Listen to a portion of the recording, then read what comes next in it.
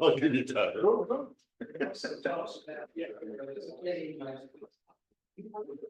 mic is very good. No. All right. If you want to strong with someone that you play. Okay, in an effort to get Elizabeth Wright home in time to get to bed tonight, so she can get up tomorrow. We're gonna get back started. We're gonna start with the challenge table, and this month's challenge was to make a segmented turning of any sort using at least 2 pieces of wood. And this is my example of the most simplified segmented turning that you can do. 2 pieces of wood put together and turned into a top. And with a little help from watching Jerry Darter's demos over the years, I think I finally got this down to where they'll spin for a while. So that is my challenge, and we're ready for the next one. Oh, you know what? Though, before we get started, sorry, Rick, we need to draw. We need to draw for our dollar sweepstakes winner. Let me get the important parts out of the bowl. And Mike can find somebody to draw the card. Give this to our treasurer. Whoa! They came out. I would check the bills, make sure.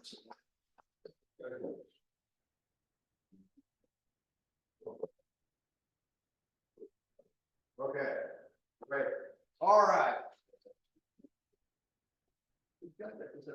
Dollar sweepstakes. Yeah, the dollar then full winner.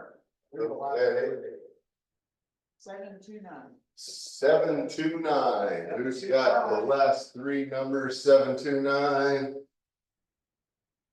It is not me. Tickets in here. 729, but I think somebody's got it. Chuck's digging. Right on that 727. So who bought right after him? Chuck, you get it? Yeah. All right. Chuck, you got a couple of gift certificates to Craft Supply. I know you'll make use out of those. All right, Rick. Sorry to stop you there, but we'll get on to the challenge now.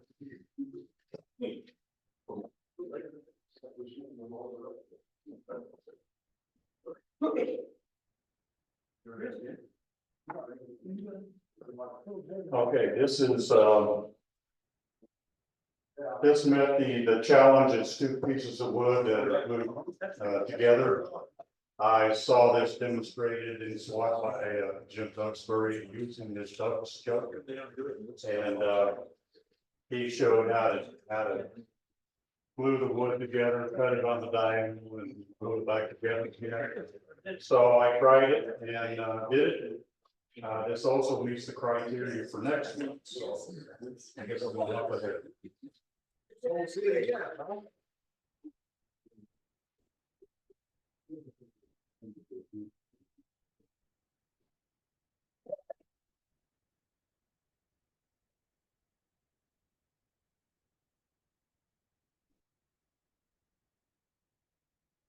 Those who have watched some of my demos in the past, this is an inside-out ornament, and things get glued together twice. So there were 4 pieces got glued together temporarily and turned, and then broken apart, glued together permanently, and turned, and then decorated a bit.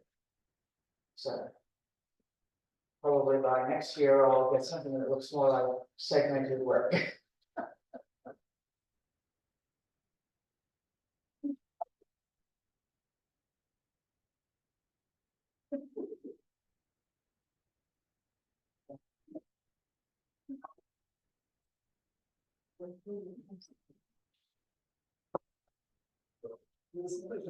This works right into what I do a lot of after Kevin.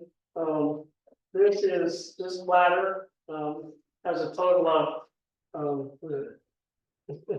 46 different Hawaiian woods that I did. I had 48. They were basically these wood samples that were a 1/2 inch by 3 inches by 6 inches. During COVID, 5-inch table saw. Back on our patio and couldn't go anywhere, even to the wood shop at Tallgrass. I put this all together. I did 4 of these. And then I've been doing this with some of the plywood and diamond wood type of things that, really show up good when you do the turns, area situation. So, I do a lot of this glue up and then, decide what to make from it.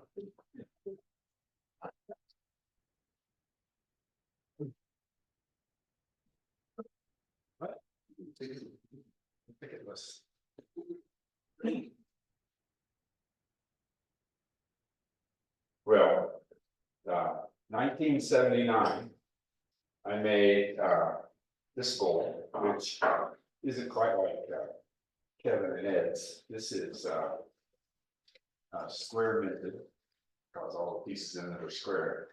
And so each layer has 16 pieces. I believe the other, and then 5 or 6 layers, I don't remember which. I suspect there is a screw hole at the bottom, shelf on the bottom. This was my second, within the rules of the contest here, right? It's segmented. It's cherry, walnut, and it's a lot of silver wire. Got it 3 different times. It glued in a piece of walnut and cherry, just to make sure. Just to make sure you knew that not everything I did was 1979. I brought this. This was error, and I had roughed it, and it put it away for some time. I don't know. I got this from David Alexander's house, and I turned the top too thin, and then put some box elder buckthorn in there, and that qualifies it. 2 pieces glued together.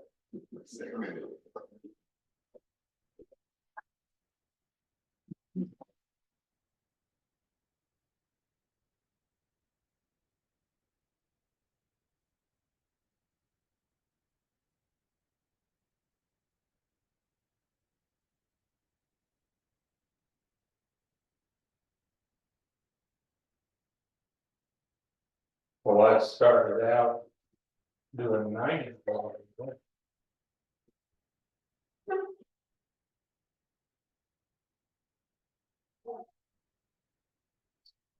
So I did that one, and then I already had a jig to do a 45-degree angle, so I did this mold.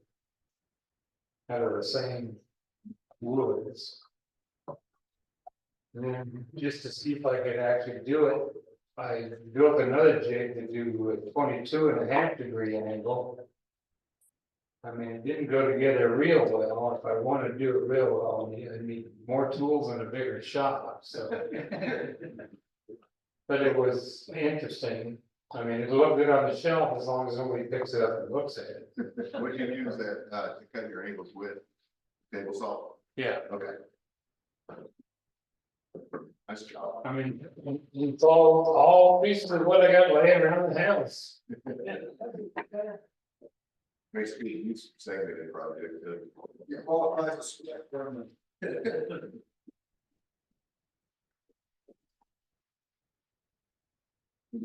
Chuck, you get a ticket. They said I just had to get separate pieces of wood together. I make these all the time, and then I make this one here has a Christmas tree in it. It's actually 3 pieces of wood. So I exceeded Kevin's thing 2. You beat my. Like that. And what I do is I end up doing 6 holes, and the bottom stem actually goes all the way through. I make like snowmen, or in this case, this one's a Christmas tree, or I try and do the cardinal, but there's a person that makes it much better than I do on the inside of it.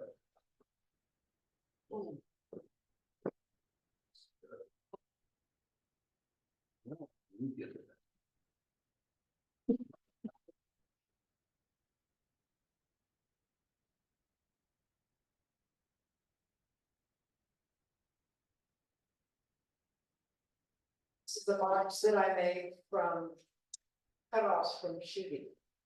So there's one piece on the bottom, another one here, another one here, another one for the top, And then the finial is walnut, and then it has, a segmented ring. And then. Top comes on.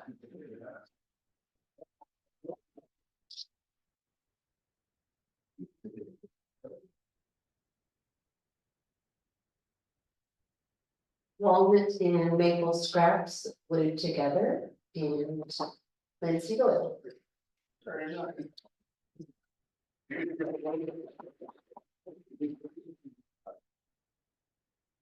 We got any others? Who's gonna get that nice piece of red heart from my? Gotta come on like you draw, since you won the last. Don't draw your own number. Okay, we got 482. Linda, all right, you won again? There's something beautiful out of that.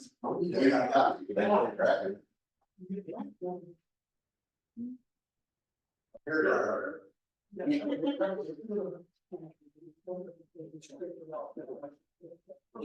Yeah.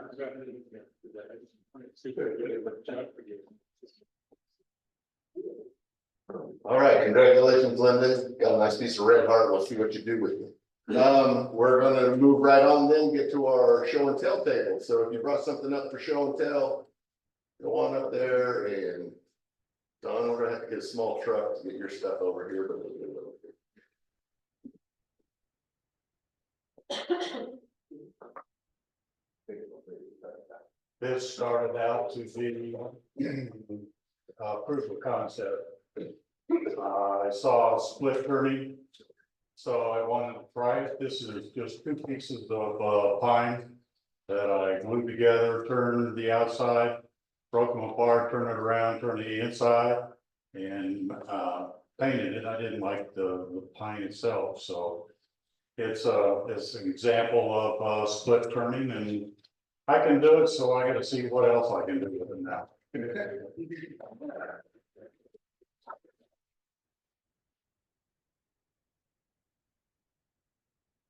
I've been making scoops this month.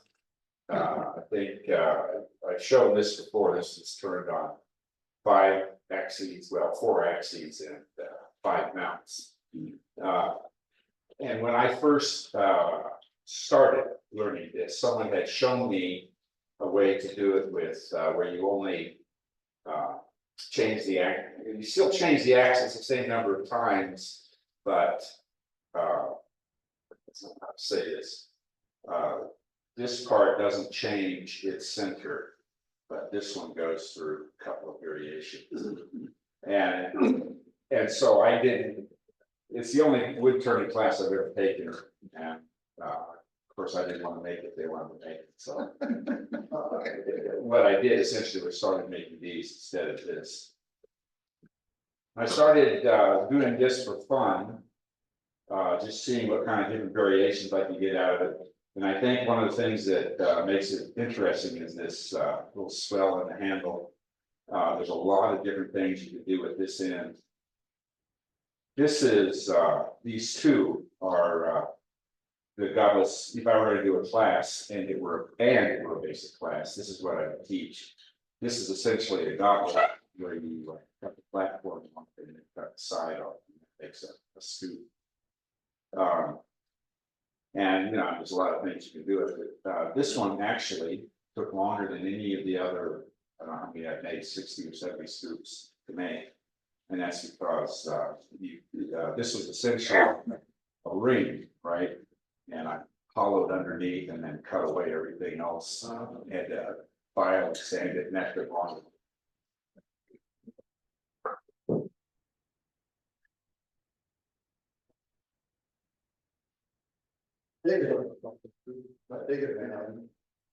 All right. This is a bowl, right? So I think you've seen it before. This is hackberry, came out of a tree like this. The other one, the one that sits here, I messed that up with a chainsaw a little bit, so it's much less exciting. But I think what makes this one good is how close the trunk and branch are together, and that's what makes this so long and pronounced. Bark inclusion, I don't know that helps with any. But someone was talking about this wart, and it's pretty characteristic of feathers that they always work the same way. They always work towards the outside of the tree. A while ago, I started making thinner and thinner, and when you do that, it distorts the tenon that you turned it with, and you can get it back on the lathe, but you can never turn a base on it. And so I just been grinding it off with it. I think it works. It makes them rock a little bit. Yeah. I guess the other thing I would say that's interesting, we've talked some about, put it back down. We talked some about finishes, the Danish oil, the homemade Danish oil, which is 1/3 mineral spirits, 1/3 oil, linseed oil, and 1/3 oil-based urethane. One of the things I didn't like about it is oil linseed oil, when it cures, oxidizes and darkens. And so what I did was, instead of mixing the 3 of them, I just mixed the linseed oil and the mineral spirits 50-50 and put on a lot of it. And what it does is it soaks in and you get the depth out of the oil. And then I use only the urethane, again, mixed it 50-50 or almost 50-50, and put that on, and it's I don't think it's quite as good as it could be, but I did 2 coats of that, and what it does is I'm kind of finish challenged, so I don't do it very well, and so anything I can put on and then wipe off is a win. And it works real well to do that. You have to wipe it pretty quick because it hardens, gets gummy. You don't get it off the What's the diameter? urethane. It's 24 inches long. I couldn't turn it here. That's kind of long. What's pretty quick in terms of wiping it off, you said. Um, Half hour, you cannot even do the whole side. really? Whoa, that's like 10 minutes. And I gotta say that you can't, I'm experimenting a little bit on this. If you put it on thick enough, it doesn't dry, and then you can press hard and rub it off. But if you put it on like you're going, like it's going to count, so it's a thinner coat, you can't cover if you're gonna go back and wipe. And I don't remember which I did first. Oh. This one, I put it on and wiped it off on the inside, and the outside, I tried to put it on and not wipe it off and see what would happen. And they both had 2 coats, so. Might be worth looking at to see what you think of it.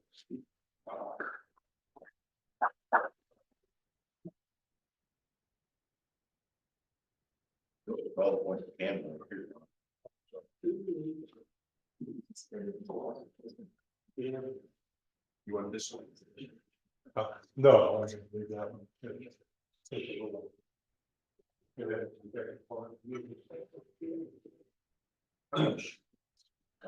For those of you that came up to the my place on that Saturday into the sawmill thing, all 3 of these pieces were unfinished at that time.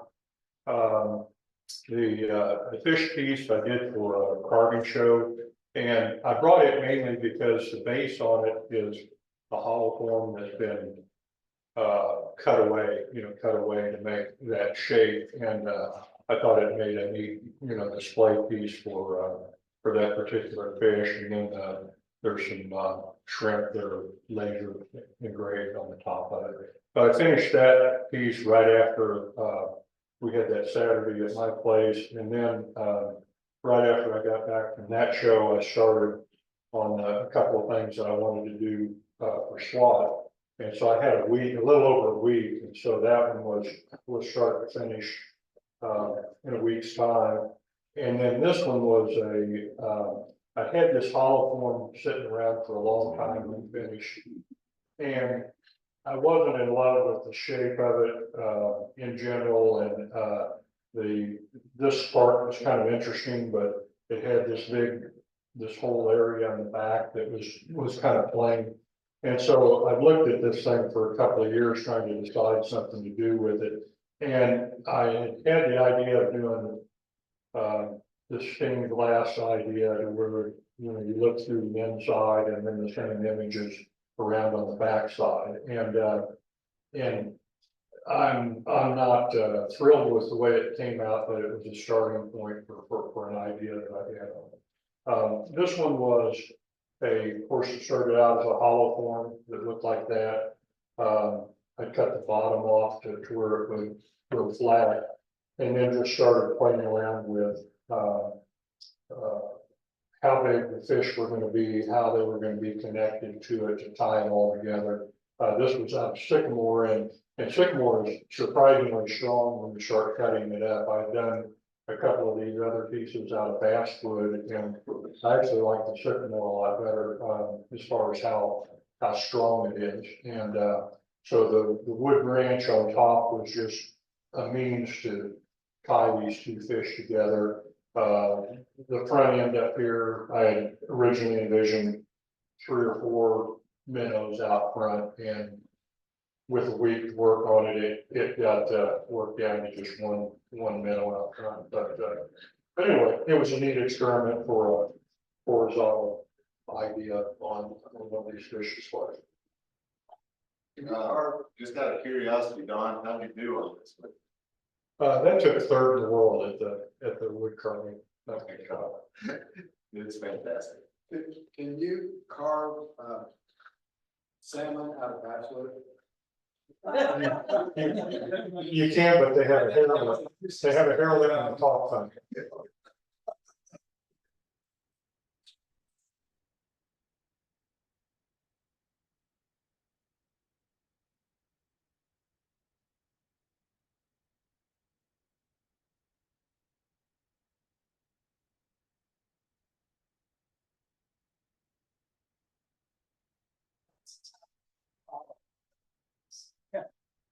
I just have a piece of walnut made with fox. I got some texturing tools, and so I textured the top and then added some acrylic paint. So I thought it just gave it a neat little design, a little pop of color. What kind of texturing tools do you have? Because that's really pretty. I have assorted tools. I have the big ones. I started with the big ones. And then I also got the small one. So it just kind of depends. I'm still figuring out how to use them. But like the top is a little thick, but it's on purpose. So if it didn't work, turn it off, try it again. But I just like the colors and the simple design.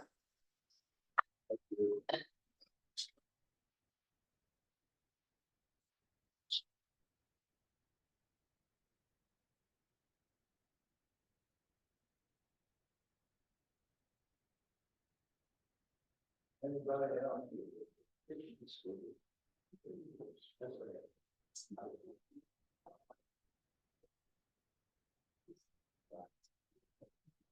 was just playing around and made a yin and yang clock.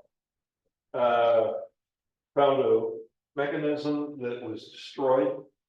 Glued that one down here, and to get the texture up here, I took a wire brush on a drill and just ripped everything off the top of it. I found out if I dampened it a little bit more on the top, that it ripped the top off much better than made this deep texture. Because this is just popping. That's not cool.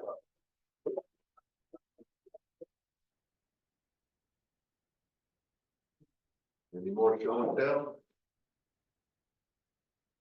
Great variety for the month. Right, maybe this one's still on. All right, well, I think that brings us to the end of tonight's meeting, but I want to thank everybody again that assisted and helped with all the activities we've had over the last month, and be ready because we got more activities coming up in October and November.